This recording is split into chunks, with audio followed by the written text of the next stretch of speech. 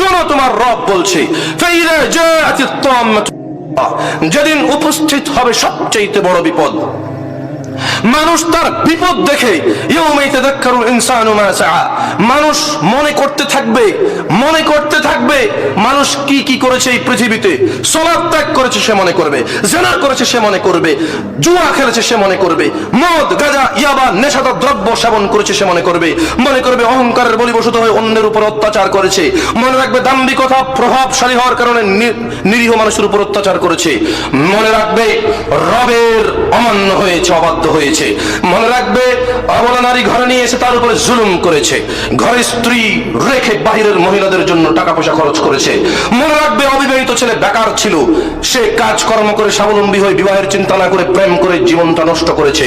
মানুষ সেদিন মনে করবে, যেদিন মহাবিপদ উপস্থিত হবে, মুরব্বী মনে করবে তার সম্পদ ছিল, বিয়ে না করে বিধবার ঘরে ঢুকেছিল, বিধবার সাথে অবৈধ সম্পর্কে লিপ্ত হয়েছিল, তার 3 ছেলে মেয়ের ভয়ে সে বিবাহ করেনি, সম্পদে নতুন ভাগ বসবে, ছেলে সন্তান তার বাবাকে বিয়ে করায়নি, অন্য কোনো মহিলার সাথে তার বাবা জেনায় সম্পর্কে লিপ্ত হয়েছে। মনে করবে এলাকার মুরব্বী যারা বিচার করে, নিজের ভাগিনা বলে ওর বিচারটা ঠিক করে দেয়নি, ওর পক্ষে বিচার করেছে, ওর বিপক্ষে যাওয়ার কথা ছিল।